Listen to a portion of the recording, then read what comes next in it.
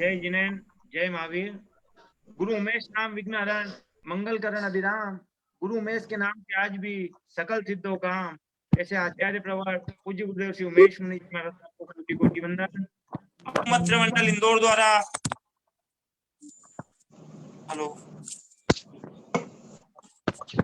अनुमित्र मंडल इंदौर द्वारा एक मानव सेवा का कार्य लॉकडाउन के प्रथम दिवस से जो कि निरंतर 30 मई तक चलाने का निर्णय लिया गया है। उसी क्रम में मंडल द्वारा नियमित रूप से मानव सेवा का कार्य किया जा रहा है। इसी कड़ी में जूम वेबिनार मीटिंग में आज 11वां वेबिनार नागपुर निवासी हंस कुमार जी फतेहचंद जी साहब गोलेचा परिवार के ऊपर अपना वेबिनार देने जा रहे हैं। श्री हंस कुमार जी साहब गोलेचा के बारे में क्या कहें। आपने पूज्य प्रवर्तक श्री के होली चातुर्मास इंदौर में जो विनती से पूरी श्रावक श्राविकाओं को आनंद पूर्वक आपके विनती को जो सुनकर उनका मन में जो उत्साह हुआ था, आज हमारे बीच वही हंस कुमार जी गोलेचा। और आपके बारे में क्या कहूँ, नागपुर एक बार कोई परिवारजन जा रहा था तो रास्ते में उन्हें धोवन पानी गर्म पानी की आवश्यकता थी। आप स्वयं धोवन पानी और गर्म पानी लेकर स्टेशन पर पहुंच गए। आपकी ऐसी मानवता, आप आगे भी बोलते हैं और किसी को हमारी किसी भी प्रकार की आवश्यकता हो, ऐसे सरल हृदय एवं आचार्य भगवान और गुरुदेव के प्रति बहुत ही आपकी श्रद्धा भक्ति है। ऐसे सुश्रावक श्री हंस कुमार जी साहब फतेहचंद जी साहब गोलेचा नागपुर वालों का आज वेबिनार होने जा रहा है। मैं साथ ही उनका बहुत बहुत हार्दिक अभिनंदन करता हूं, स्वागत करता हूं। साथ ही सभी श्रोताओं का भी हार्दिक हार्दिक अभिनंदन है, स्वागत है। तो आइए, मोस्ट वेलकम श्री हंस कुमार जी साहब फतेहचंद जी गोलेचा नागपुर निवासी, आपका हार्दिक अभिनंदन है, स्वागत है। जय जिनेन्द्र। जय जिनेन्द्र साहब।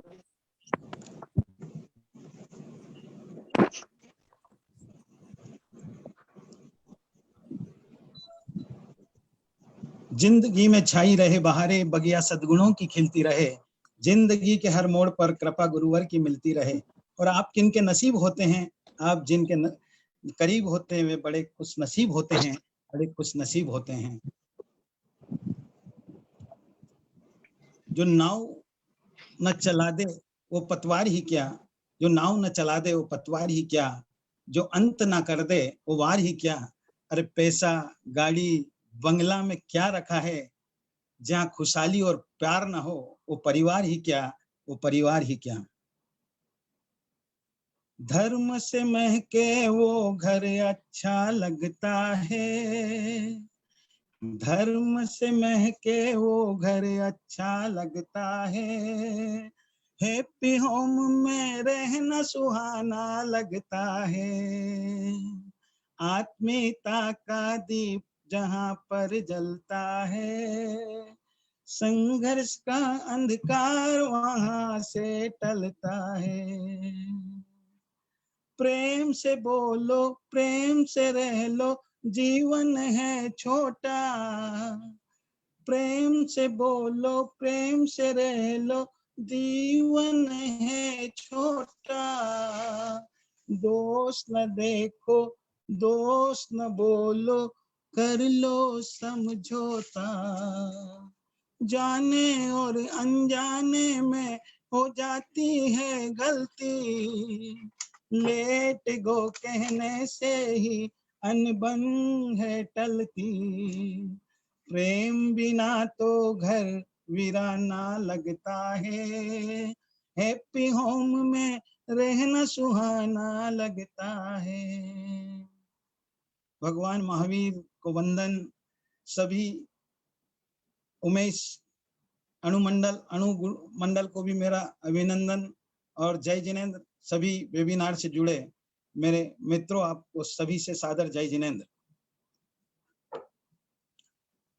मित्रों, मैं अपनी बात की शुरुआत जैन इतिहास की एक घटना से शुरू करना चाहता हूं। 1723 साल पहले मगध की राजधानी पाटलिपुत्र, जहां का मंत्री सगडाल अपने राजा के लिए जबरदस्त सलाह देने वाला, निपुण, हर क्षेत्र में राजा की प्रगति कैसे हो, हर राजा के राज्य का विस्तार कैसा हो, इस पर चिंतन करने वाला सगडाल महामंत्री, जिसके दो पुत्र श्रेयक और प्रियक राजा सगडाल की स्वामी भक्ति से बड़ा प्रसन्न था, बड़ा ही उन पे खुश था। सगडाल के यहाँ अपने पुत्र श्रेयक के विवाह का प्रसंग आया तो सगडाल ने सोचा क्यों न मैं इस अवसर पर राजा को नए नए शस्त्र अस्त्र राजदंड दूं और अपनी स्वामी भक्ति का परिचय दूं, क्योंकि जब जब हम किसी को कुछ देते हैं तो अपने संबंधों में प्रगाढ़ता आती है, परिवार में मिठास बढ़ती है, और यही परंपरा हमारी सदियों से चली आ रही है संस्कार की। तो परिवार में आत्मीयता बढ़े, परिवार से हम राजा की कृपा हमारे परिवार पर बनी रहे, ये भी कहीं न कहीं जब हम कुछ देते हैं तो सामने वाले का हमारे प्रति कृपा बनी रहती है। फिर सगडाल मंत्री ने अपने घर के तहखाने में शस्त्रों का निर्माण चालू किया। अच्छे लोग जहाँ होते हैं वहां बुरे लोग भी होते हैं।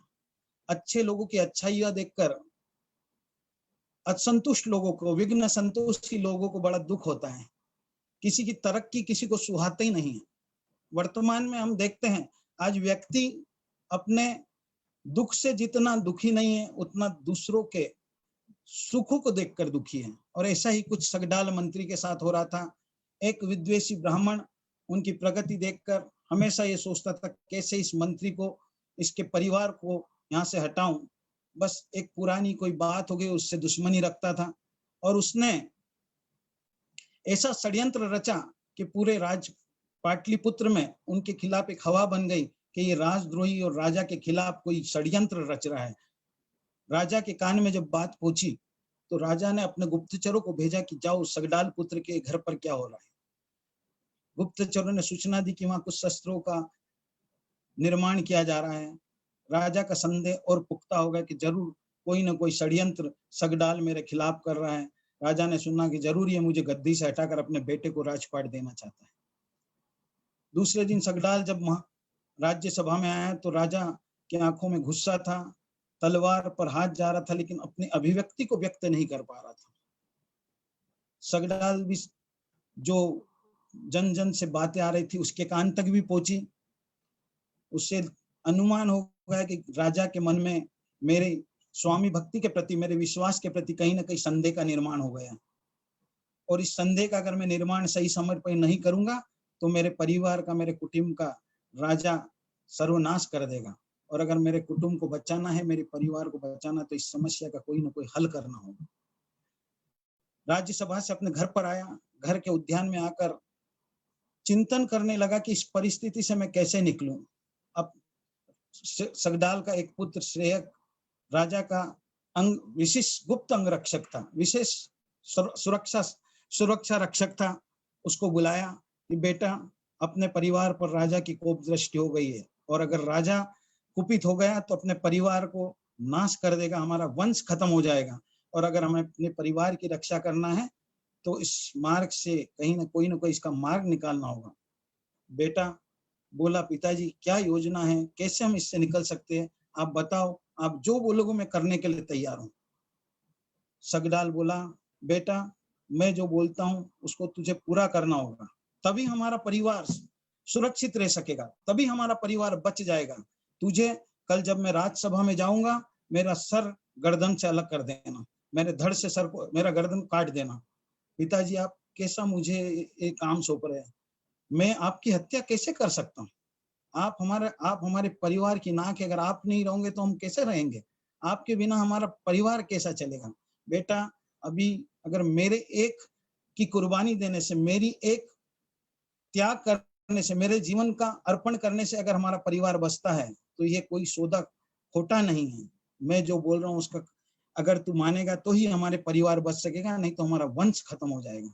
और परिवार के मुखिया के नाते मैं तुझे ये आदेश देता हूँ कि तू मेरा आदेश का पालन कर। दूसरे दिन सुबह सगडाल अपने धार्मिक कार्यों को पूरा करके, अपने नित्य नियम को पूरा करते हुए हस्मित अपने प्रसन्नता से राज्यसभा में आता।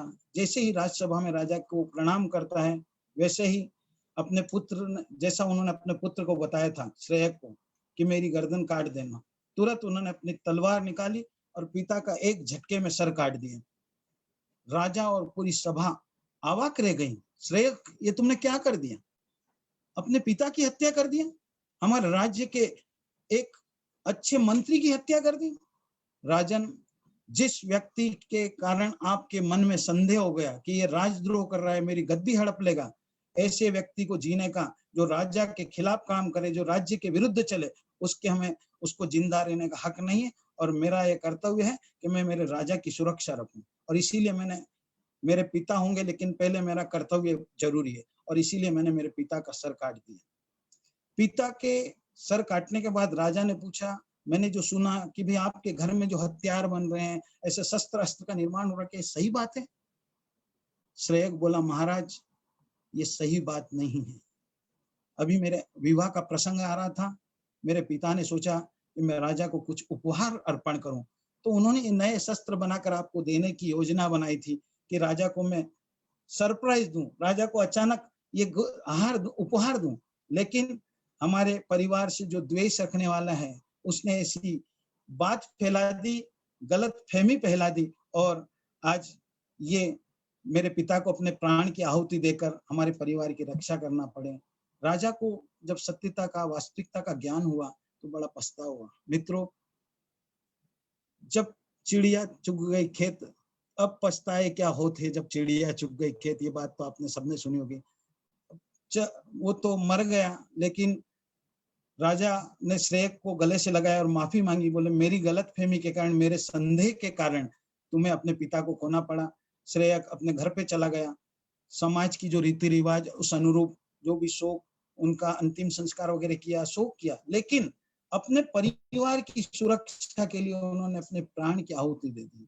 इस कहानी के मूल में मैं ये बताना चाहता हूं कि उस समय भी मुखिया के रूप में उन्होंने अपने परिवार की सुरक्षा के लिए अपने प्राण देकर भी अपने परिवार की सुरक्षा की।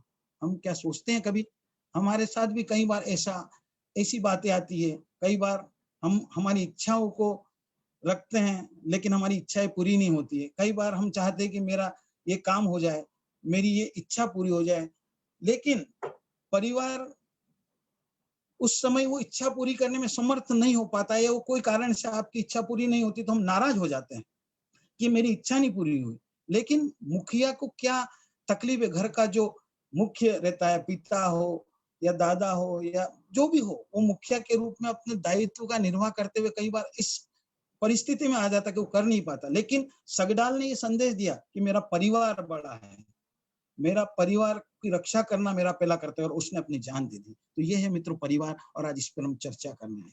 परिवार दुनिया में 7 वार है, सोमवार से रविवार, लेकिन 8वां वार है परिवार। लेकिन 8वां वार इस परिवार का अगर सही नहीं है तो 7 वार की कोई वैल्यू नहीं। सोमवार से चाहे जीवन की शुरुआत करो या मंगलवार से, कोई महत्व नहीं जब परिवार में सुख समाधि शांति और प्रेम स्नेह नहीं हो। वो परिवार नहीं रहकर, क्योंकि प्रेम एक ऐसा फेविकोल है जो परिवार के सदस्यों को आपस में चिपका के रखता है। प्रेम एक ऐसा सेतु है जो 2 राज्यों को, 2 सीमाओं को, मतलब बिना प्रेम के कोई भी दुनिया विश्व चल नहीं सकता। इसीलिए कहा है, रहीमन धागा प्रेम का मत तोड़ो छिटकाई, अरे तोड़े से फिर ना मिले गांठ पड़ जाए। इसलिए प्रेम का बहुत जतन करो, और परिवार की रक्षा सर्वोपरि है, परिवार के मूल्य सर्वोपरि है। परिवार की हम वैल्यू करेंगे, परिवार की जितना इज्जत करेंगे, उतना हम आगे बढ़ सकेंगे, उतनी हमारी उन्नति हो सकेगी। फैमिली, परिवार को इंग्लिश में फैमिली कहा है। फैमिली यानी क्या? फादर, FAMILY, फैमिली का ये स्पेलिंग है। इसमें father and mother, I love you, जहां पिता का प्रति प्रेम और माता पिता के प्रति सम्मान हो, उसको परिवार कहते हैं। आज के इस आधुनिक युग में जहां मुखिया का दायित्व सबसे बड़ा हो जाता है, मुखिया ऐसा ऑपरेटर होना चाहिए जो सबकी आवश्यकताओं को पूरी कर सके। मुखिया जो कमाता है, जो प्राप्त करता है, वो सबको मिल सके, इसकी व्यवस्था करता है। तुलसीदास जी ने भी कहा है कि मुखिया मुख सो चाहिए, खान पान सो एक, पालत पोषत शरीर को, तुलसी सहित विवेक। खाना मुंह खाता है, लेकिन पूरे शरीर का विकास करता है, पूरे शरीर को पोषण करता है। मात्र खाली खाने वाला मुंह रहता है, लेकिन विकास पूरे शरीर का होता है। इसलिए मुखिया का ये कर्तव्य है कि अपने परिवार के हर सदस्य की आवश्यकताओं को ध्यान में रखे, हर परिवार के उसके इमोशन का ख्याल रखे, हर परिवार की आवश्यकता का ख्याल रखे। परिवार मुखिया वो अच्छा होता है जो सबकी सुनता हो, जो सुनता है वही अच्छा लिसनर बनना बहुत जरूरी है। आज वक्ता तो बहुत मिल जाएंगे, बोलना आ गया है, लेकिन आजकल सुनना नहीं आ गया। हम बोलना तो 3 साल की उम्र में सीख गए, लेकिन आज 30 साल के भी हो गए, लेकिन सुनना नहीं आए। अगर हमें कोई 2 बात बोलता है तो 4 बात तैयार रहेगी, हर बात का जवाब तैयार है, हाजिर जवाबी जिसको कहें। सुनना मुखिया का सबसे पहला, मुखिया सुनने वाला होना चाहिए कि जो भी सुने। मुखिया का पद कोई दादागिरी का पद नहीं है, पावर का पद नहीं है, कर्तव्य का पद है। वहां कर्तव्य है। मुखिया एक परिवार चलाना सरल काम नहीं है। कई दायित्व, कई जिम्मेदारियां, कई बातों का लेके मुखिया को चलना पड़ता है।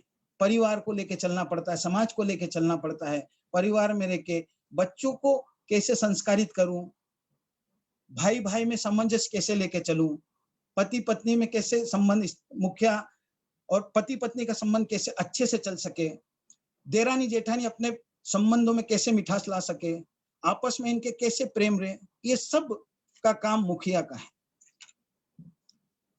अच्छा मुखिया खुद धर्म का पालन करता है, अनुशासन जीवन जीता है, पंक्चुअल जिंदगी जीता है, संवाद स्थापित करता है। बिना संवाद, परिवार में संवाद बहुत जरूरी है। आज हम कई घरों में देखते हैं, सब रहते एक साथ हैं, लेकिन सब अपने अपने कमरे में मस्त है। आज फोन आ गए हैं, व्हाट्सएप आ गई है, व्हाट्सएप पे बैठे हैं, फेसबुक पे बैठे हैं, इंस्टाग्राम पे बैठे हैं, ट्विटर कर रहे हैं।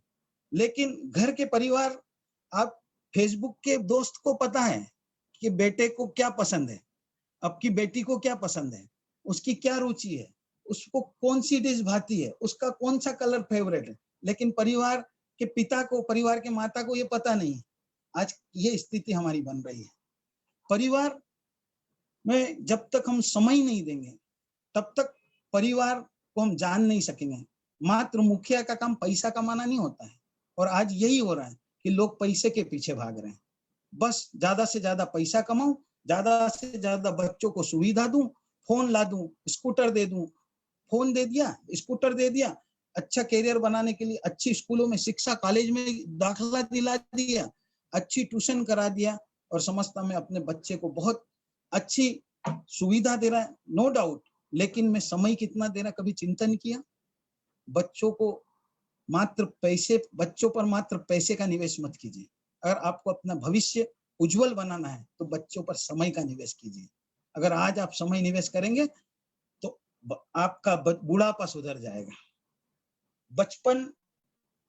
बचपन में जितना बच्चों को समय देंगे, जितना लाड़ प्यार देंगे, बच्चों को इतना भी कमजोर ना बनाए, बच्चों को इतना भी कमजोर ना बनाए कि वो आने वाली समस्याओं को फेस कर सकें। बच्चे को इतना मजबूत बनाए, चाहे कैसे भी परिस्थिति आ जाए उसको वो सहन कर सके। अनुशासन और स्वतंत्रता दोनों जरूरी है। मुखिया बाइंडर की तरह होता है। बाइंडर का काम होता है बुक बनाना। एक किताब में बहुत सारे पन्ने रहते हैं, लेकिन वो पन्ने सब स्वतंत्र रहते हैं, उसमें एक तार जुड़ा रहता है, तार लगा रहता है, लेकिन हर पत्ते की स्वतंत्रता, हर पेज की स्वतंत्रता अलग रहती है। वैसे ही मुखिया मुख्य बिंदु से जुड़ा रहता है, केंद्र से जुड़ा रहता है, लेकिन सभी की स्वतंत्रता पूरी रखता है। उसके स्वाधीनता का कहीं हनन नहीं करता कि वो स्वतंत्र रहे, लेकिन स्वतंत्रता के साथ ये भी ध्यान रखता है कि मेरा बेटा कहाँ जा रहा है, मेरे बेटे के दोस्त कौन हैं, वो क्या पढ़ रहा है, क्या देख रहा है, ये भी उसका कर्तव्य है। अगर ये नहीं देखेगा, उसको पता भी नहीं चलेगा कि कब हमारा बच्चा गलत संगत में चला गया। मित्रों, संगति ऐसी चीज है जिससे व्यक्ति सुधर भी सकता है। अच्छी संगति मिली तो सुधर जाता है, और बुरी संगति मिली तो बिगड़ जाता है। हम अपने समय में मात्र दुकान और उसमें समाज सेवा करना अच्छी बात है, दुकान पर जाना, पैसा कमाना अच्छी बात है, लेकिन अगर हम संपत्ति, प्रेम और उस पर ध्यान नहीं देंगे, उसके व्यक्तित्व के विकास पर ध्यान नहीं देंगे, तो निश्चित समझो हमारे बच्चे बिगड़ जाएंगे। अगर हम बच्चों को प्रेम नहीं देंगे, हम कितना समय बच्चों के साथ कितना समय बच्चों के साथ दे रहे हैं, चिंतन करें। हमने लास्ट कब बच्चों के साथ खेला था, याद करिए। याद है हम कब बच्चों के साथ खेले थे? अभी तो लॉकडाउन का पीरियड चालू है, गोल्डन पीरियड चालू है। हम सब ने ताश भी खेला होगा, कैरम भी खेला होगा, चेस भी खेला होगा, टीवी भी देखी होंगी। ऐसे कई, अभी लॉकडाउन ये गोल्डन पीरियड है अपने परिवार को समझने का, अपने परिवार से नजदीक से मिलने का।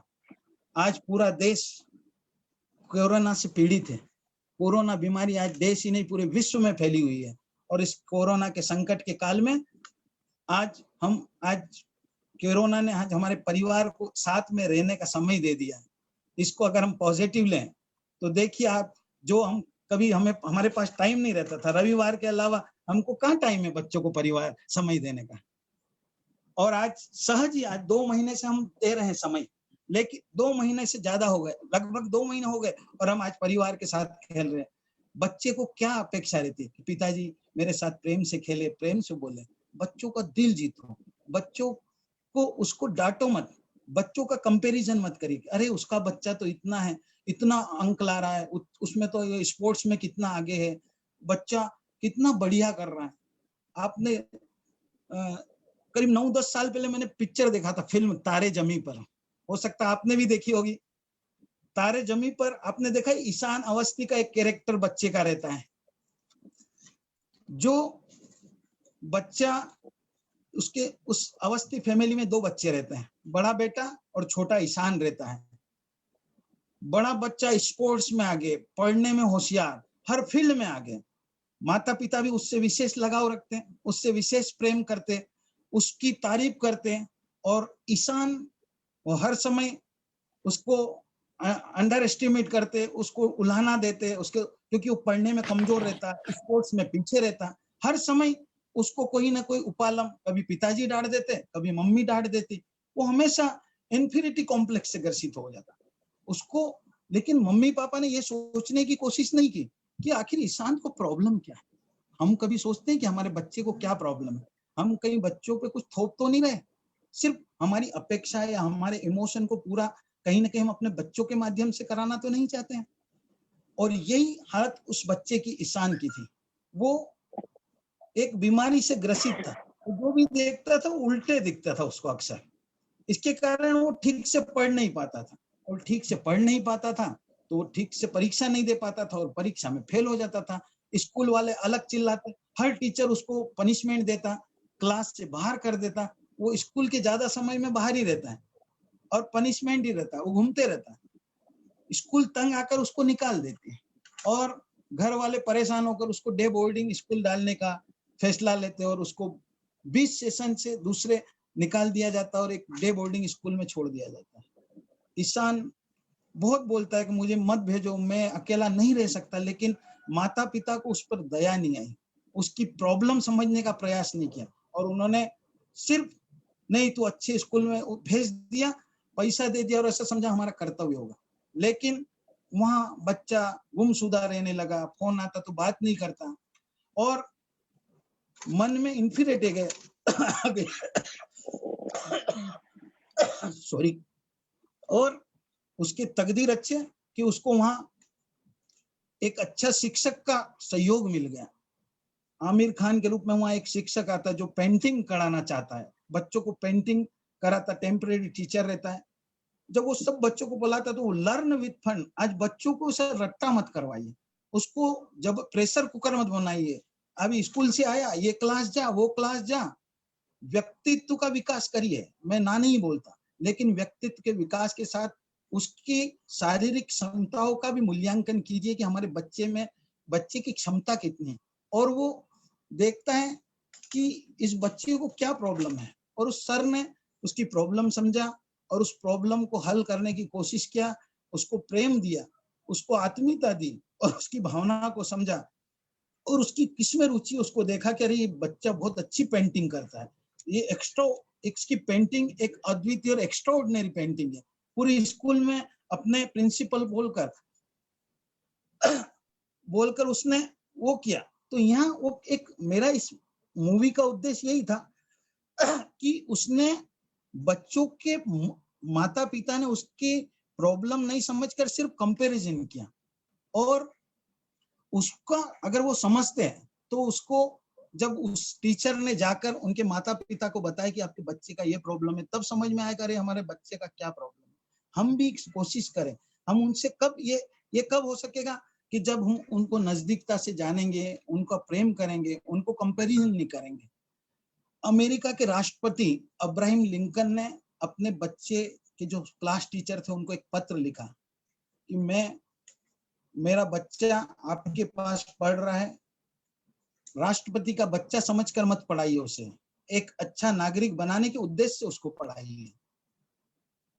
उसको ये पढ़ाइए कि उसको कब उठना चाहिए, उसको कब सोना चाहिए, कब पढ़ना, क्या पढ़ना चाहिए, कैसे पढ़ना चाहिए, अपने बड़ों के साथ कैसा व्यवहार करना चाहिए, बुजुर्गों का किस तरह रिस्पेक्ट करना चाहिए। जीवन एक हाईवे रोड नहीं है, जीवन सुख का मार्ग नहीं है, जीवन में सफलता और विफलता दोनों आती है। जीवन सांप सीढ़ी के समान है, जिसमें सीढ़ी से व्यक्ति ऊपर चढ़ जाता है और सांप काटता है तो नीचे ढकेल देता है। सांप अगर सफलता की सीढ़ी चढ़ ले तो घमंड नहीं करे, गर्व नहीं करे, और विफलता आ जाए तो घबराए नहीं, मायूस नहीं होवे। तो ऐसी शिक्षा दो तो परिवार तो उसका आगे बढ़ सकेगा। एक पिता की ये चाहना होती है।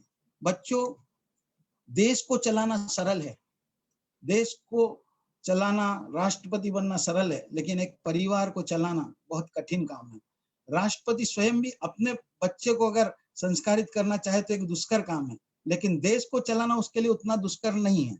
बच्चे गीली मिट्टी के समान होते हैं, आप चाहो वैसा रूप दे सकते हैं, आप चाहो तो उसे खिलौना बना सकते हैं, आप चाहे तो उसे दीपक बना सकते हैं, आप चाहे तो उसे महावीर और बुद्ध जैसी प्रतिमा बना सकते हैं। ये हमको देखना है। अगर हम बच्चों को कुछ सुधारना चाहते हैं तो उसके 100 गुना हमको सुधरना होगा। परिवार में अगर प्रेम लाना है और बच्चों को आगे बढ़ाना है, बच्चों को कार दोगे तो हो सकता वो कुछ समय के लिए सुखी कर दे, हो सकता हम कार ना भी दें तो वो दुखी हो जाए, लेकिन बच्चों को संस्कार जरूर दें। संस्कार देंगे तो ताउम्र वो अपने जीवन को आगे उन्नत बना सकेंगे। गांधी जी जब विदेश जा रहे थे तब उनकी माताजी उनको जैन संत बेचरदास जी के पास ले गई थी और 3 प्रतिज्ञा दिलाई थी। आप सबको मालूम भी है कि भाई परस्त्री गमन नहीं करना, मांस नहीं खाना और दारू नहीं पीना।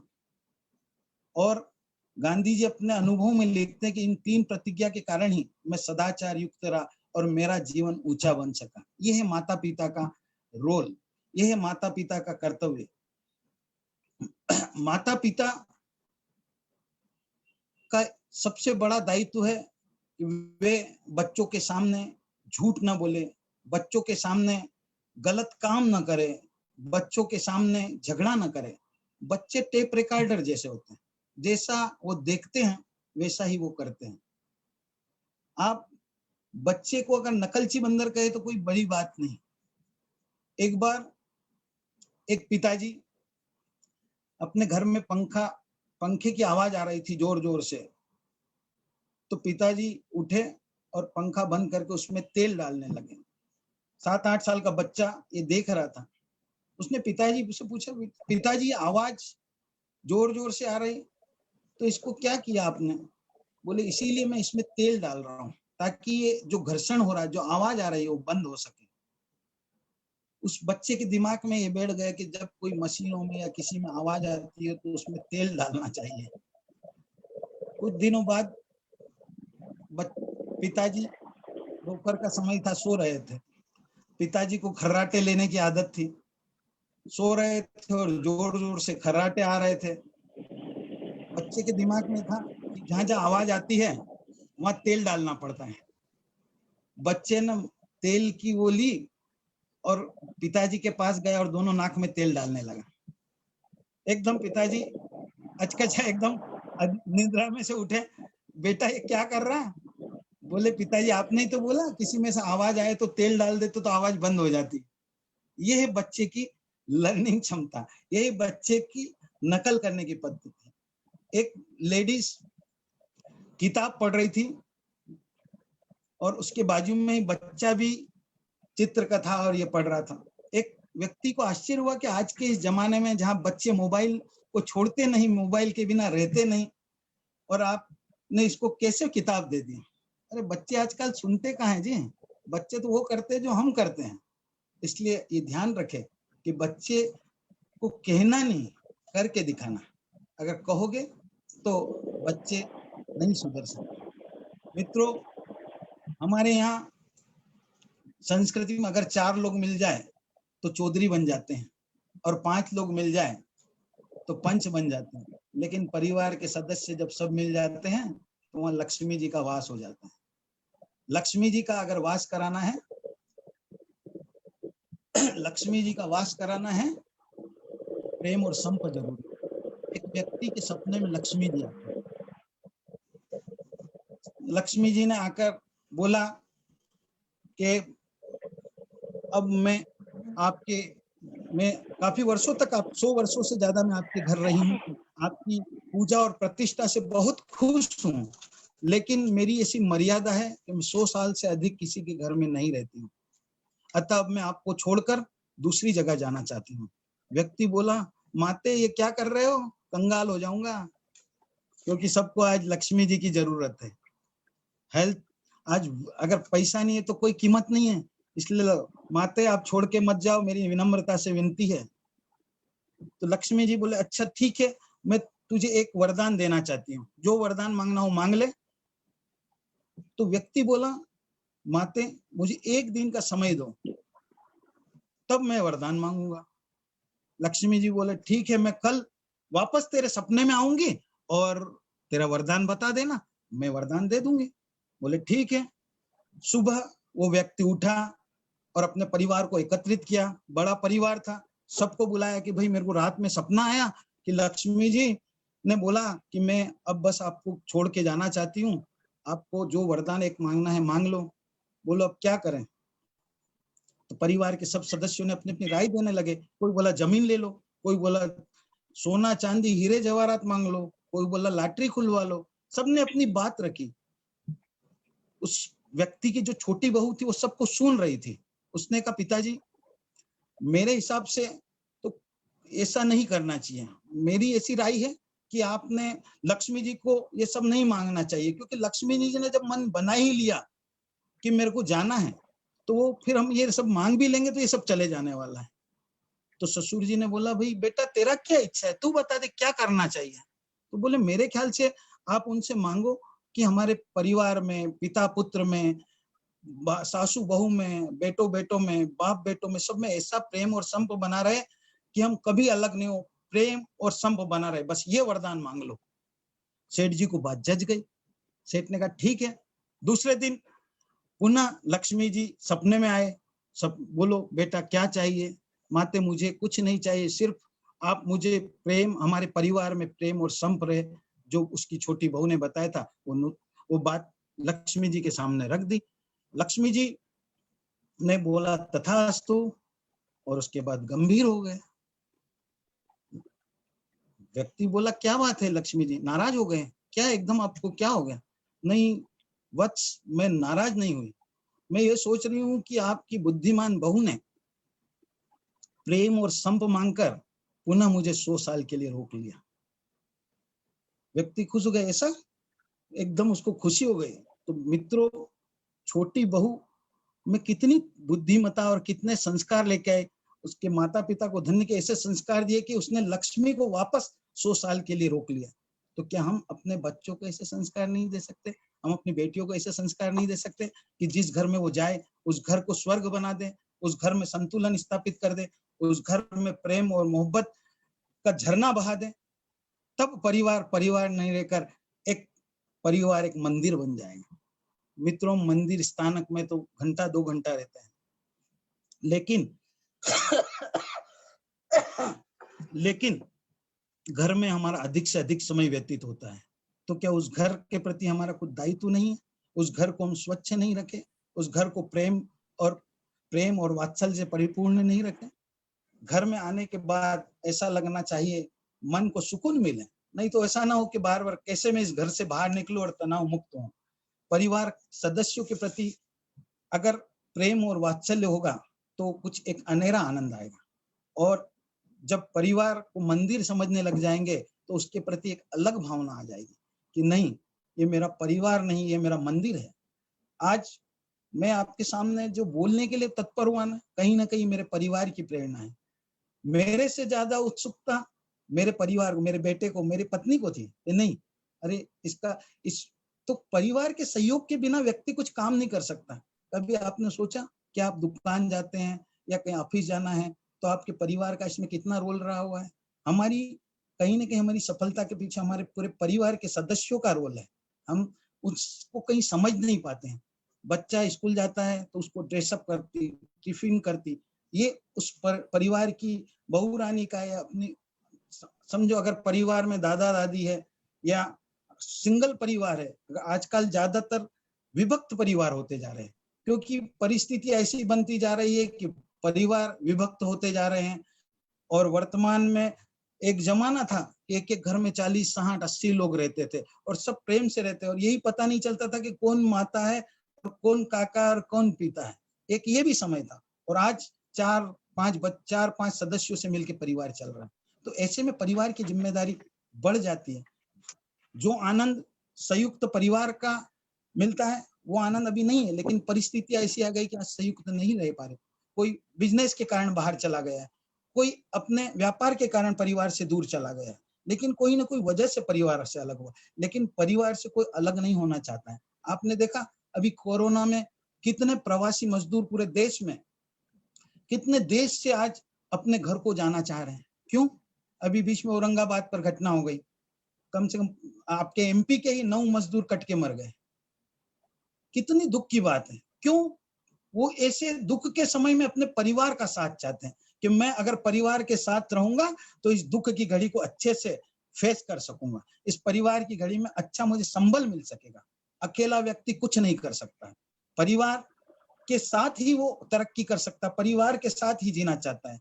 तो परिवार के प्रति हमारी कृतज्ञता होनी चाहिए। हम ऑफिस जाते हैं तो ऑफिस के लिए हमारी तैयारी हमारी पत्नी तैयारी कर देती है, हमारी माँ हमारी बहन का सहयोग रहता है, तब हम ऑफिस में जा सकते हैं, हम स्कूल जा सकते हैं, हमारा शिक्षण पूरा कर सकते हैं। तो उसके पीछे भी कहीं ना कहीं हमारे परिवार की कुर्बानी है, परिवार का योगदान है।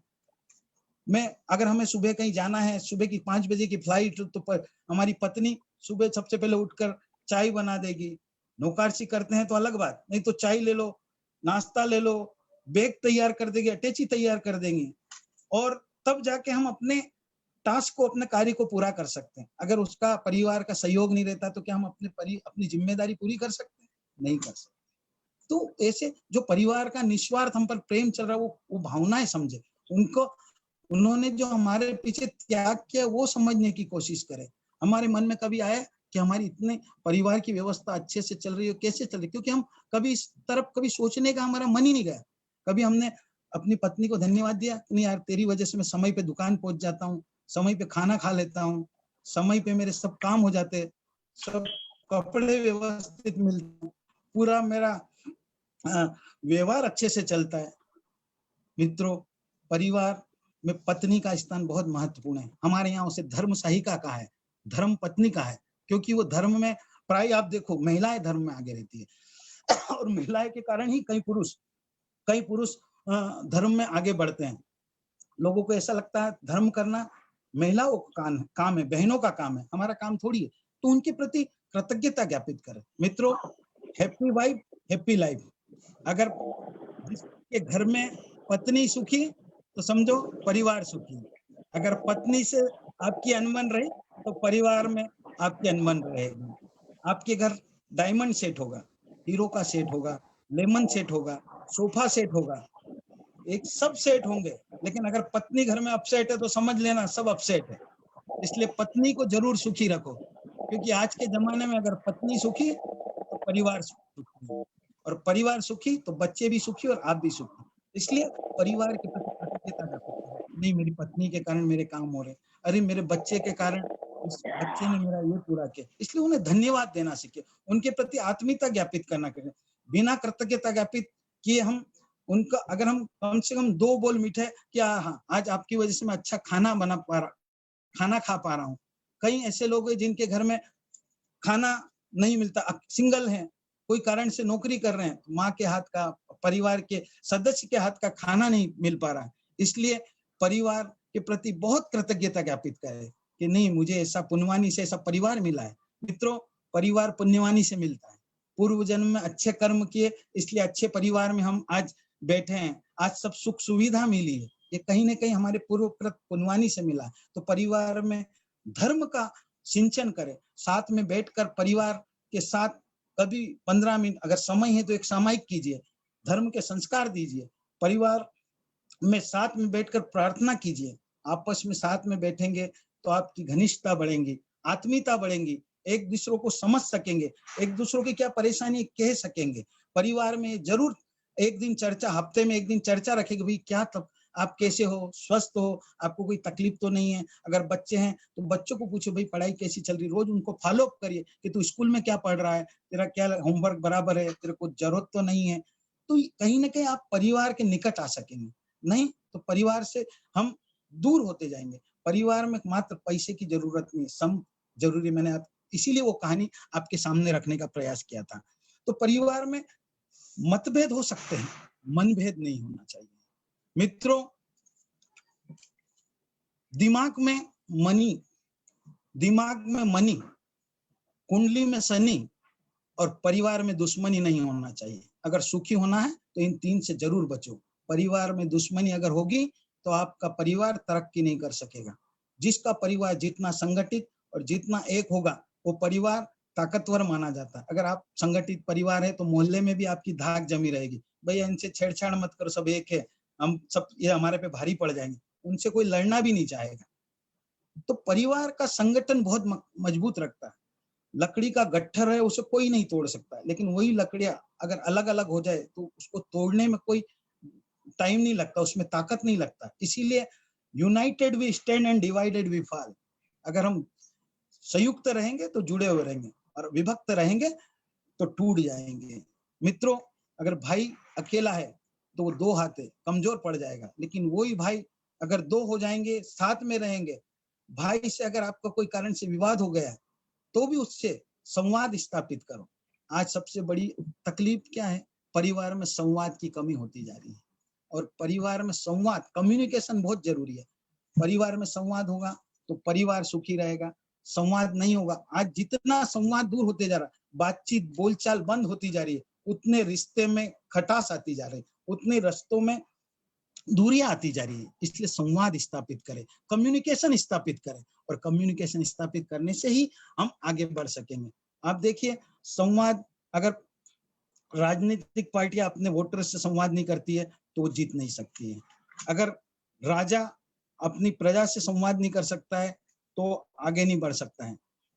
कोई व्यापारी अपने कस्टमर से अगर संवाद स्थापित नहीं करेगा तो वो अपने व्यापार में आगे नहीं बढ़ सकता। तो संवाद जीवन में बहुत जरूरी है। अब डायलॉग, आज कश्मीर में जो समस्या थी कहीं से हल हुई, 300 धारा क्यों हटी, कहीं ना कहीं संवाद स्थापित करके हटी। आज पाकिस्तान क्यों चाहता है कि हमारे इंडिया के साथ संवाद हो, लेकिन पाकिस्तान के आतंकवादियों गति कारण देश नहीं चाहता कि हम संवाद हो। तो कोई भी देश, संवाद जरूरी है। संवाद के बिना वो परिवार आगे नहीं बढ़ सकता है। आप महाराज जी, मगध अधिपति श्रेणी के राजा जो भगवान महावीर के परम भक्त थे, जानते ही हैं। अशुभ कर्म के उदय से कौणिक, जिसको राज्य लिप्सा थी, राज्य के प्रति आसक्ति थी, अपने पिता को जेल में बंद कर देता है और उन्हें रोज प्रताड़ित करता है। एक दिन चेलना महारानी के साथ कौणिक भोजन करते रहता है। चेलना के आंखों में आंसू आ जाते हैं। कौणिक पूछता है, माता जी क्या हो गया, क्यों दुखी हो? बेटा, जिस पिता को तू इतना प्रताड़ित कर रहा है, इतना दुख दे रहा है, वो पिता ने तेरा बहुत लाड़ किया। जब तू छोटा था, तेरी उंगली में जब तू मेरे गर्भ में था, तब बहुत बुरे ख्याल आते थे, अशुभ विचार आते थे, यहाँ तक कि मैं तेरे पिता का मांस खाऊं ये तक इच्छा होती थी। लेकिन तेरे पिता ने कभी तुझे पर जो मेरी इच्छा थी वो पूरी की, और तुझे बचपन से ही मैंने जब उकेड़े पे फेंक दिया और वहां मुर्गे ने तेरी उंगली को काट दी, आखिरी उंगली को, इसलिए तेरा नाम कोणिक रखा।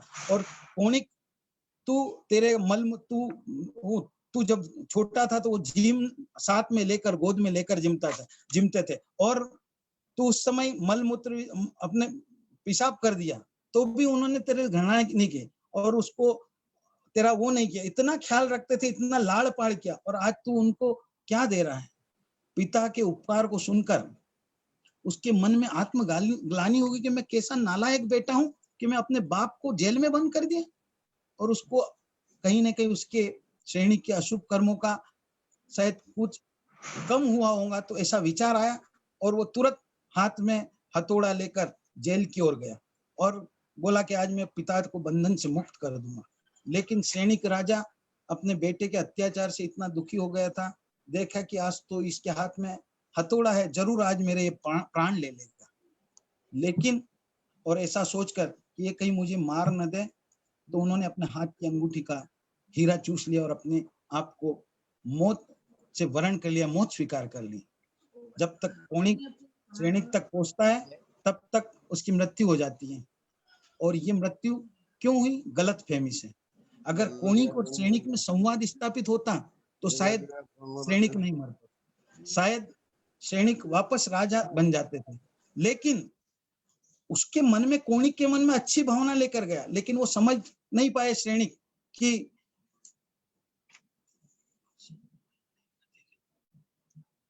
क्यों नहीं बनते। तो ये कहीं ना कहीं संवाद स्थापित हो जाता है और संवाद नहीं हो पाता और श्रेणिक राजा को मृत्यु हो जाती। तो मेरा कहने का इस दृष्टांत के पीछे ये उद्देश्य है कि आप संवाद स्थापित कीजिए, गलत फहमी दूर कीजिए। शीशा गलती से टूटता है और रिश्ता गलत फहमी से टूटता है।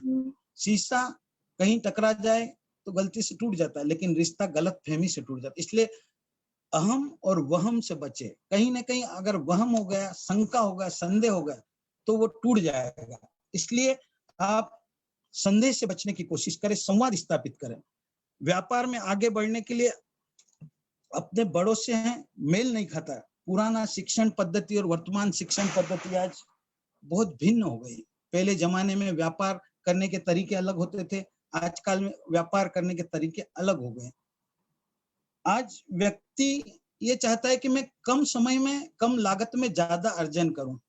पहले भी व्यापार करते थे, लेकिन एक शिक्षा का दायरा, लिमिट था। शिक्षण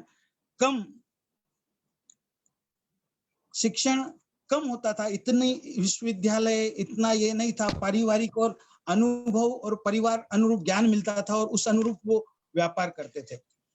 आज हर बच्चा कमाने के लिए अच्छी शिक्षा, अच्छा करियर बनाना चाहता है और अपने गांव को छोड़कर बड़ी सिटियों में बसना चाहता है। बड़ी सिटियों में शिक्षण के कारण जाता है और वो वहां की संस्कृति में रचना बचना चाहता है और धीरे धीरे वो परिवार से दूर होने जाता है और उसे अपॉर्चुनिटी मिलती है, उसको अवसर मिलता है तो वो चाहता है कि मैं विदेश जाऊं, वहां ज्यादा से ज्यादा धन कमाऊं। परिवार भी चाहता है कि मेरा बच्चा बहुत धन कमा ले, इस लोभ में भेज देते हैं।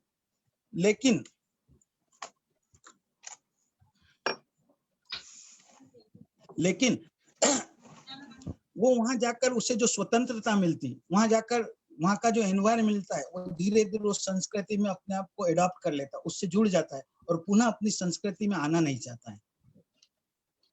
हम अपने पॉइंट व्यू से सोचते हैं, लेकिन सामने वाले पॉइंट व्यू के अनुसार नहीं सोचते। हम अपने नजरिए से सोचते हैं, लेकिन हम कई बार हमें सामने वाले के नजरिए से भी सोचना पड़ता है। कई बार हमको लगता है कि हमारे मम्मी ने क्यों डांटा, हमारे पिताजी ने क्यों डांटा, हमारे पिताजी हमको ये करने से क्यों रोक रहे हैं? क्योंकि उन्हें ये अनुभव है कि मैं जिस असफलता को चाहता हूँ, असफलता के पथ पर चल चुका हूँ, उस असफलता से मैं अपने बेटे को नहीं जाने दूं, इसलिए वो रोकना चाहते हैं। और उस असफलता से रोकने के लिए वो रोकते हैं कि बेटा इस मार्ग पे मत जा। लेकिन युवा कहीं ना कहीं एक जनरेशन गैप आ जाता है। हमारे दादा पिताओं का व्यापार करने का तरीका कुछ अलग होता है, उनका नजरिया कुछ होता है, क्योंकि वो आधुनिक शिक्षण लेकर आते हैं और हमारे बुजुर्ग लोग अनुभव के पाठशाला में सीख कर आते हैं। ये फर्क होता है। इसलिए वो ऐसे व्यापार भी हमारे पुरान धैर्य की जरूरत होती है।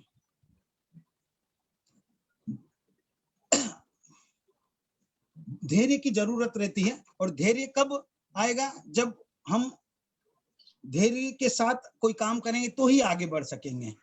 मैं आपके प्रश्न जो आ रहे हैं, मैं उस प्रश्न पे भी देख, क्योंकि मैं दोनों तरफ कॉन्सेंट नहीं कर पा रहा हूँ, जिससे मेरी लिंक टूट रही है। मैं आपके वक्तव्य के बाद अगर रखूं तो मैं निवेदन करना चाहता हूँ कि आप मेरे वक्तव्य को मैं शॉर्ट करके आप उस समय पूछिएगा। आपसे तो निवेदन मेरी है, शायद प्रश्नों पे आप ध्यान मत दीजिए, प्रश्न बाद में कपिल जी आपसे अलग से पूछ लेंगे पूरे। आप आपका उद्बोधन जारी रखें। तो परिवार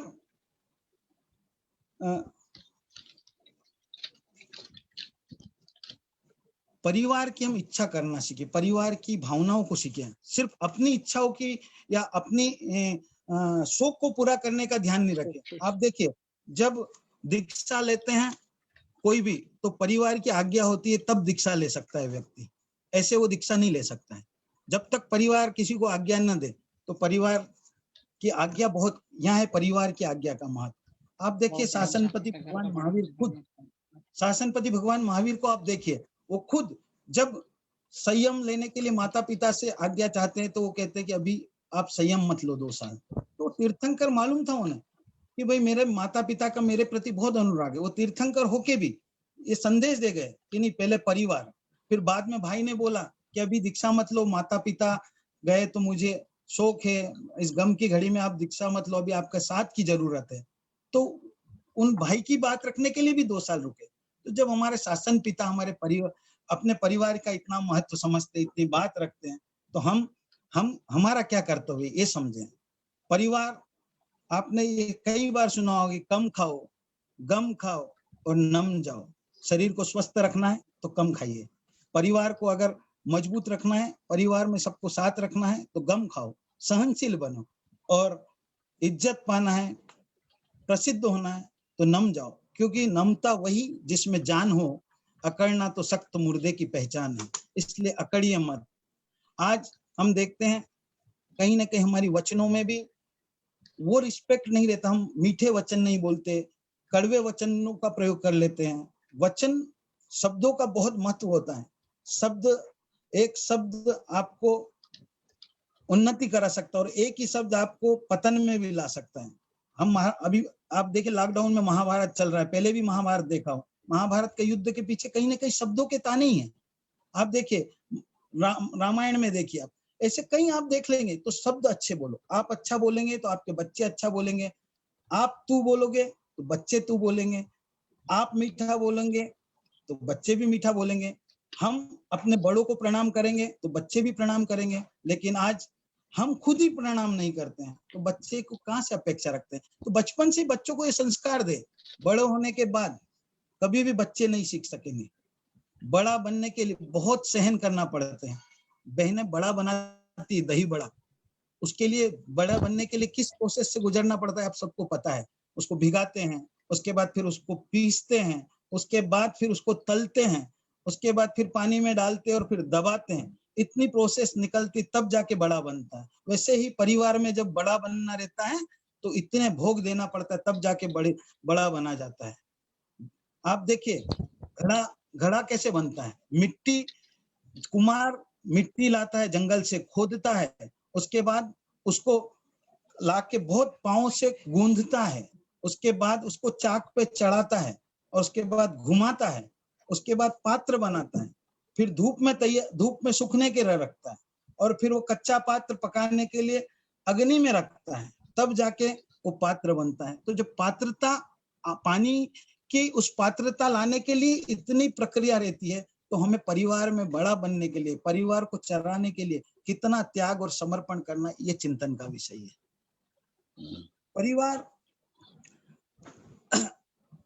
परिवार के साथ आज वर्तमान में हमारे सबसे बड़ी समस्या, आज बच्चियां हमारी बहनें अंतर जाति विवाह हमारे परिवार में, हमारे समाज में बहुत हो रहा है। उसका कारण क्या? कभी हमने चिंतन किया? कहीं न कहीं वो एजुकेशन हो सकता है, साथ की पढ़ाई हो सकती है, आधुनिक टीवी, फेसबुक, इंटरनेट आदि ये जो आजकल के तकनीकी साधन है, हो सकता है वे भी उसके कारण बन सकते हो। लेकिन कहीं न कहीं सबके पीछे कारण है हमारा संस्कार।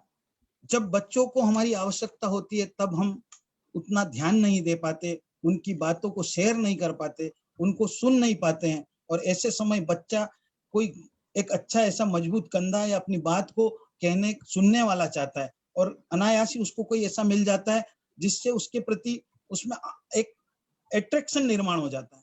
उसको ऐसा लगता है मेरी ये बात सुनता है, मेरा ध्यान रखता है, मेरी ये केयर करता है, और उसको धीरे-धीरे परिवार में जो उसकी शून्यता निर्माण हो रही थी, वो शून्यता वो परिवार से उस व्यक्ति में आ जाती है, और कहीं न कहीं उस आकर्षण से वो अन्य जाति में विवाह करने के लिए और उसके साथ अंतर जाति कहो या प्रेम विवाह में जुड़ जाता है। मैं अपने इस समस्या के लिए सबसे पहले अपने को ये चिंतन करना है कि कैसे हम अपने बच्चों को ये संस्कार दें कि बेटा हमने बहुत सैक्रिफाइस करके, बहुत त्याग करके आपको बड़ा किया है, बहुत संस्कार दें। अब जब उनको संस्कार देने का समय था और उस समय दिया नहीं। मैं एक आपको घटना बताता हूँ। एक संत के पास एक पिता अपनी पुत्री को लेकर आए कि महाराज गुरुदेव, ये बेटी एक अन्य समाज के लड़के के साथ शादी करना चाहती है, और मैं परिवार और समाज का प्रतिष्ठित व्यक्ति हूँ, और इससे मेरी प्रतिष्ठा को धक्का लग रहा है, लेकिन ये मानने को तैयार नहीं। बस मैं शादी करूंगी तो उस लड़के से ही करूंगी, पूरे परिवार के खिलाफ हो गई, परिवार के खिलाफ जाकर शादी करना चाहती है। गुरुदेव ने उससे बात की, बेटा तू ये क्यों ऐसा कदम क्यों उठा रही? अच्छे संस्कार की, अच्छे कुल की होकर आज तू अन्य जाति में विवाह करने का क्यों मन बना रही है? लड़की बोली, गुरुदेव जब मुझे मेरे पिताजी की आवश्यकता थी तब इनको दुकान से पैसा कमाने से फुर्सत नहीं थी, और मैं इनको अपने भाव कहना चाहती तो उनको टाइम नहीं था, और जब मुझे ये कमी लगी तो मैं कहीं ना कहीं इस कमी को पूरा करने के लिए बाहर इस समस्या का हल ढूंढ रही, और मुझे उससे इतना प्रेम मिला, इतनी आत्मीयता मिली कि मुझे उससे धीरे धीरे आकर्षण आ गया और अब शादी करने की इच्छा हो रही। और उस लड़की ने गुरुदेव को बोला चाहे कुछ भी हो जाए मैं शादी करूंगी। तो कहीं ये चिंतन करें कि क्यों ऐसा हो रहा है। आज शादी के इस तरह के कारण कहीं ना कहीं हम चिंतन करने की जरूरत है कि क्यों ऐसी अंतर जातीय विवाह हो रही। दूसरा कारण, आज वर्किंग वुमन बनना चाहते हैं सब लड़कियां, अच्छा पढ़ना चाहती है, वो घर के काम से ज्यादा बाहर का काम करना ज्यादा इच्छुक चाहती है कि नहीं मैं चार्टर्ड अकाउंटेंट बनना चाहती हूँ, मैं डॉक्टर बनना चाहती हूँ, मैं इंजीनियर बनना चाहती हूँ, मैं विदेश जाना चाहती हूँ। और कहीं ना कहीं वर्किंग वुमेन को ऐसा लगता है, प्राउड फील करती है वो वर्किंग वुमेन बनकर, ऐसा उसको ऐसा लगता है कि नहीं मैं वर्किंग वुमेन रहूं। और मित्रों, आज होम मेकर कोई नहीं बनना चाहता, गृहिणी कोई नहीं बनना चाहता है, सबको फील्ड में आना पसंद है, क्योंकि समाज में सब जगह उनको रिस्पेक्ट से देखा जाता है। लेकिन मित्रों, ये बात ध्यान में रखो, घर घरवाली से होता है, घर माता से होता है, घर बहन से होता है। जब तक वो अपना समय और समय का दान नहीं करेंगे, मैं वर्क करने के खिलाफ नहीं हूं, वर्क जरूर करें, लेकिन परिवार को पहले स्थान दे, पहली प्रायोरिटी परिवार को दे। आपने जो उच्च शिक्षा ली उसका जरूर उपयोग करें। उच्च शिक्षा से ही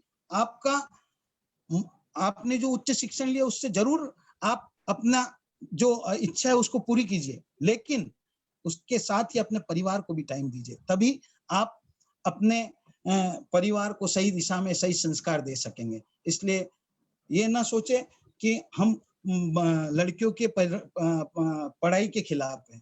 दूसरा प्रॉब्लम, आज डाइवर्स की समस्या ज्यादा होती जा रही है।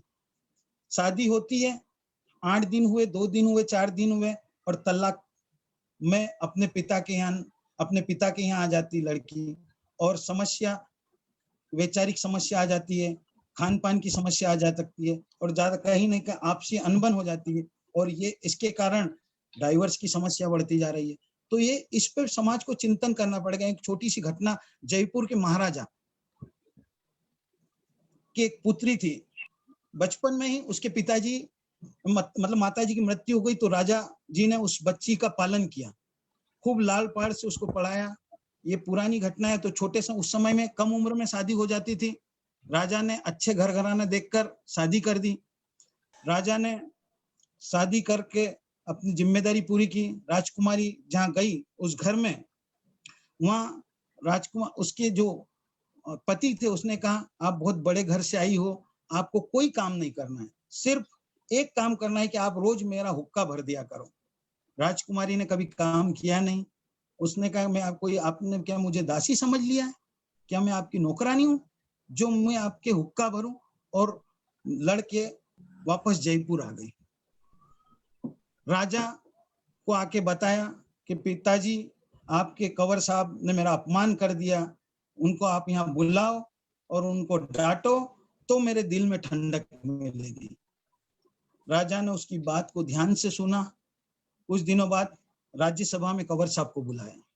कंवर साहब आए। राज्यसभा में ऐसी व्यवस्था थी कि चप्पल राज्यसभा के, जूतियां राज्यसभा के बाहर खोल दी जाती। राज्यसभा में आए, राजा ने यथा योग्य कंवर साहब का सम्मान किया, आदर दिया। राजकुमारी ने देखा कि मेरे पिताजी ने अभी तक मेरे पति को कुछ डांटा नहीं, कुछ सजा नहीं दी, कुछ भी नहीं बोला। सोचा ठीक है, बाद में देंगे। शाम हो गई, राजकुमार जाने लगे। राजा ने तो देखा बाहर उनकी जूतियां नहीं दिखी। राजा ने पहले ही अपने सेवकों को संकेत कर दिया था कि जैसे ही कंवर साहब अपनी जूतियां खोले, आप उन जूतियों को मखमल में लपेट के लाकर रख देना, और जब मैं संकेत करूं तब वो जूतियां मेरे पास ला लेना। जब जाने लगे और जूतियां नहीं दिखी तो कंवर साहब ने कहा, मेरी जूतियां नहीं दिख रही। तो राजा बोले, राजा ने संकेत किया अपने सेवकों को और जूतियां बुलाई और अपने हाथ में लेकर कंवर साहब को पहनाने गए। ऊपर से उनकी लड़की देख रही थी कि मेरे पिताजी कंवर साहब को जूतियां पहनाने जा रहे हैं। जब वो जूतियां पहनाने जाते हैं तो कंवर साहब बोले, ससुर जी आप ये क्या कर रहे हैं? आप राजा है इतने बड़े, आप मुझे जूतियां पहनाकर लज्जित न करें। राजा बोला, मैं प्रजा के लिए राजा हूँ, आप तो मेरे कंवर साहब हैं, मैं आपके लिए राजा नहीं हूँ। आपको जूतियां पहना के मुझे आनंद आएगा। लड़की ने जब देखा कि जब मेरे पिताजी मेरे पति को जूतियां पहनाने में आनंद और गौरव मान रहे हैं, तो मुझे मेरे पति के हुक्का भरने में किस बात की शर्म?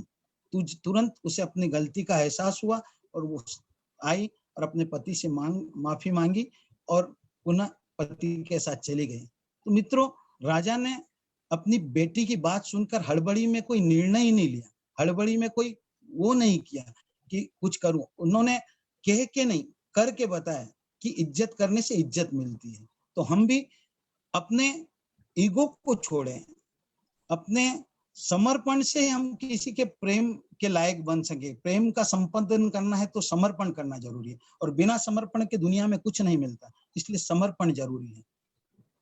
मैं अपने विषय को यही एंड, लगभग शायद मेरा समय, अगर प्रश्न सेशन रहा तो अतुल जी। कपिल जी सेशन को क्वेश्चन आंसर से शुरू करेंगे। Kapil ji please come. हाँ सादर जय जन। कुछ क्वेश्चन है आपसे पूछ रहे हैं हम। सुमित जी का एक प्रश्न है, आजकल प्राय बच्चे 9-10 के होते ही पेरेंट्स पढ़ने के लिए बाहर भेज देते हैं, वहीं से बच्चों की जॉब लग जाती है, फिर इसे बच्चों में संस्कार कैसे आएंगे? आपको आवाज आ रही है? 9-10 की उम्र में, 9वीं 10वीं में, या 9-10 साल की उम्र? हाँ जी, 9-10 आपने ऐसा बोला बच्चा 9-10 साल का होता है या 9?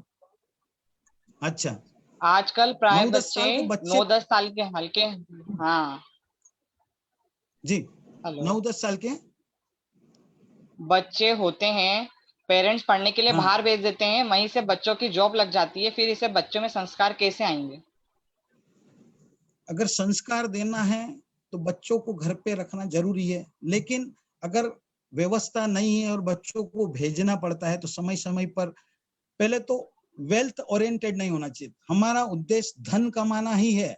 धन कमाना अगर सेकेंडरी और संस्कार देना प्रथम रहेगा तो हम बच्चों को बाहर नहीं भेजेंगे। एक, अगर बच्चों को बाहर भेजते तो ऐसे गुरुकुलों में या ऐसी जगह भेजे जहां हमारे जैनत्व के संस्कार टिके रहे, जहां उन्हें प्रॉपर संस्कार मिलते रहे, ताकि वो अपने परिवार से जुड़ा रहे, चाहे कहीं भी रहे। पतंग आकाश में कितनी भी ऊंची उड़ी जाए, लेकिन जब तक उसको अनुशासन की डोर से बंधी रहती है तब तक वो आकाश में उड़ती रहेगी। लेकिन अनुशासन की डोर अगर उस पतंग से कट जाएगी तो वो नीचे गिर जाएगी। वैसे ही बच्चा जब तक परिवार रूपी अनुशासन से जुड़ा रहेगा तब तक वो तरक्की करेगा। बच्चे को भी ये संस्कार दे कि शिक्षा जरूरी है, लेकिन शिक्षा के साथ परिवार भी जरूरी है, और परिवार रहेगा तो पैसा अपने आप आ जाएगा। और पैसा पुनवानी से आता है, पैसा पुनवानी होगी तो आएगा। पुरुषार्थ जरूरी है, कितनी भी मेहनत कर लो और आपकी पुनवानी नहीं है तो आप पैसा नहीं कमा सकोगे। आप देखिए शालीभद्र जी कितनी पुनवानी लेके आए कि 32-32 पेटियां ऊपर से आती थी, क्योंकि हमें अपने धर्म पर विश्वास नहीं है, इसलिए हम धर्म नहीं करना चाहते हैं। और धर्म करने से कर्म कटेंगे, और कर्म कटेंगे तब पुनवानी बढ़ेंगे, और पुनवानी बढ़ेंगे तो ऑटोमेटिक पैसा आएगा। आप देखिए नारियल का पेड़ होता है, उसमें पानी आता है, कोई पहुंचाता है नारियल के पेड़ में पानी?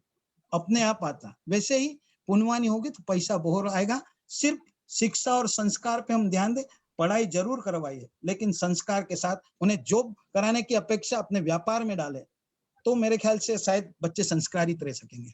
ऐसा मेरे ध्यान में आया। जी धन्यवाद साहब। अगला प्रश्न अतुल जी का है। जी। भव्य फ्रीडम चाहती है पर घर में बड़े बुजुर्ग नहीं चाहते हैं, क्या करें कि दोनों खुश रहें? देखो, समय के साथ बदलाव जरूरी है, फ्रीडम भी जरूरी है और बड़ों का रिस्पेक्ट भी जरूरी है। लेकिन आप देखिए, जहां स्वतंत्रता बढ़ी है ना, वहां स्वच्छंदता बढ़ी है। हम हमारे घरों की दीवार क्यों बनाते हैं? क्योंकि हम घर में सुरक्षित रह सकें। ये दीवारें जो है ना, ये मर्यादा की दीवार है। हम अनुशासन को कहीं ना कहीं हमारी स्वतंत्रता का भंग समझ रहे हैं, लेकिन अगर उस मर्यादा का पालन नहीं करेंगे ना, अगर ये घर, अगर मकान की दीवारें नहीं होगी तो घर सुरक्षित नहीं रह सकेगा। वैसे ही स्वतंत्रता जरूरी है, लेकिन स्वतंत्रता के साथ अनुशासन और मर्यादा भी जरूरी है। देखिए, सीता जी ने मर्यादा का उल्लंघन किया, सबको पता है क्या हुआ, लक्ष्मण रेखा का उल्लंघन किया। परिवार का एक चार्टर होना चाहिए, परिवार का एक संविधान होना चाहिए कि नहीं, यही होना चाहिए। आधुनिकता के कारण हम ऐसी स्वतंत्रता चाहते हैं, लेकिन मेरी बहुओं से, बेटियों से निवेदन है कि स्वतंत्रता ही, बहुत स्वतंत्रता है अभी। पहले का अगर आप इतिहास देखेंगे तो बहुएं अपने ससुर जी के सामने बिना घूंघट के आ नहीं सकती थी, बिना ससुर और बहू बात नहीं कर सकते थे, ससुर बहुएं घर से बाहर नहीं निकल सकती थी, एजुकेशन नहीं ले सकती थी। उस कंपेयर में आज बहुत ज्यादा पुनवानी है, बहुत ज्यादा स्वतंत्रता है, और ज्यादा स्वतंत्रता और ज्यादा स्वतंत्रता तो स्वच्छंदता बढ़ा देगी। तो मैं समझता हूँ मर्यादा के साथ स्वतंत्रता होना चाहिए। आप, मैं स्वतंत्र किस तरह की चाहते हैं, हम ये चिंतन करें। हमको होटल जाना, बिल्कुल जाइए, आज होटलिंग का चलन हुआ, होटल जाओ लेकिन दिन में जाइए। हम जैन हैं, रात्रि भोजन से बच सकेंगे। मान लो आपको लगता है कि नहीं हम रात में तो खाएंगे, तो वेजिटेरियन होटल में जाइए। लेकिन घर का खाना जो आपको सात्विकता, क्योंकि जैसा अन्न खाएंगे वैसा मन होगा। मैं आधुनिकता का खिलाफ नहीं हूँ, इसलिए होटल जाइए। आपको पिक्चर देखना जरूर जाइए, लेकिन चातुर्मास में पिक्चर मत जाइए। आपको फॉरेन जाना है, जरूर जाइए, लेकिन वहां ऐसी होटल का चयन कीजिए जो प्योर वेजिटेरियन है। तो अगर चाहे तो रहा है। आप देखो, हिंदुस्तान में हर जगह जैन फूड मिलता है। आज हमें कितना गौरव है कि जैन फूड की आज हर जगह परिचय। आप प्लेन में जाओगे तो जैन फूड मिल जाएगा, हर काम, हर जगह जैन फूड मिलता है, विदेश में भी। तो सोचो, आज हमें कितने 50-55 लाख 130 करोड़ लोग में, फिर भी आज अपना एक अलग अस्तित्व, एक अलग इज्जत है। तो मर्यादा होना चाहिए। स्वतंत्रता किस तरह की चाहिए मैं नहीं समझ पा रहा हूँ, लेकिन मेरे जो ध्यान में है मैं रखने का प्रयास किया। जी, बहुत सुंदर जवाब सर आपका। अगला प्रश्न आगम जी रुनवाल का है कि बड़ों के प्रति सम्मान और छोटों के प्रति प्रेम बना रहे एवं यह रोज आचरण में रहे, उसके लिए क्या करना चाहिए? बड़ों के प्रति प्रेम और छोटों के प्रति सम्मान। बड़ों के प्रति सम्मान और छोटों के प्रति प्रेम। देखो, बड़ों के प्रति सम्मान कब आएगा? आपको आवाज आ रही है सर? हाँ, बड़ों के प्रति सम्मान कब आएगा? जब छोटों के प्रति उनका प्यार रहेगा, छोटों से अटैचमेंट रहेगा, छोटों से आत्मीयता रहेगी, तो प्रेम आएगा। आप किसी से प्रेम कब करेंगे? जब उससे अटैचमेंट होगा। जिससे अटैचमेंट ही नहीं होगा उससे प्रेम कैसे आएगा? तो बड़ों का भी ये कर्तव्य है कि वो इतना वात्सल्य, इतना प्रेम और इतना लेट गो करे। बड़ों का काम है बड़प्पन दिखाना। अगर कोई छोटा गलती कर दे तो लेट गो कर ले, चुप रहे, अनदेखा कर दे। और छोटों को काम है कि उनका इज्जत करे, छोटों की मर्यादा रखे, उनको प्रणाम करे। कि बड़ों का भी इज्जत रह जाएगी और छोटों का सम्मान रह जाएगा। बड़ों को कहना नहीं आता और छोटों को सहना नहीं आता। जिस दिन बड़ों को कहना आ गया और छोटों को सहना आ गया, उस दिन बड़ों और छोटों के प्रति एक प्रेम के अटूट रिश्ता बन जाएगा।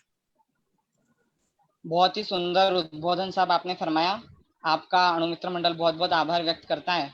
आपने बहुत पारिवारिक जीवन के महत्व के बारे में फरमाया।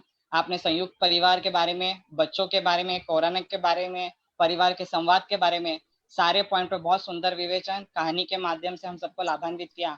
आपका सदैव अणुमित्र मंडल आभार, आपका सदैव अणुमित्र मंडल ऋणी रहेगा। आपका बहुत बहुत आभार, आपका बहुत बहुत धन्यवाद। जी, मैं भी आपका बहुत बहुत धन्यवाद देना चाहता हूँ। मैं बहुत इस तरह का बोलने का मेरा प्रसंग नहीं था फर्स्ट टाइम में, लेकिन इसके कारण मैं काफी नर्वस भी था। और अतुल जी ने कहा इतना नेगेटिव क्यों हो रहे हैं, लेकिन मेरे बच्चे ने, मेरी वाइफ ने मेरा बहुत हौसला बढ़ाया और मैं बोलने के लिए कोशिश किया। जो भी बोला वो सब गुरु कृपा से बोला। कहीं भी जीन आज्ञा विरुद्ध या किसी का अपमान या किसी के प्रति मैंने गलत बोल दिया हो तो मैं हृदय से माफी चाहता हूँ। और आपने मुझे ये जो अवसर दिया उसके लिए आपका हृदय से कृतज्ञता ज्ञापित करता हूँ। ये जो मैंने सब बोला है ये सब मेरे जीवन में नहीं है, ये मैंने मेरे लिए भी बोला है। मैं भी उस मार्ग पे चलूंगा तो मेरा परिवार भी अच्छा चलेगा। बोलना बहुत सरल है, आचरण करना कठिन है। अगर मेरे बोलने से किसी का मन दुखा हो तो एक बार क्षमा याचना करते हुए, आपने बहुत आत्मीयता से, बहुत दिल से मुझे सुना, इसके लिए मैं आपका हृदय से आभार व्यक्त करता हूँ। मैं उतना योग्य नहीं हूँ, फिर भी आपने जो सम्मान दिया इसके लिए पुनः हृदय से धन्यवाद। जय जिनेंद्र। मैं आपका और आपके परिवार का बहुत बहुत धन्यवाद ज्ञापित करता हूँ। जी जी, धन्यवाद।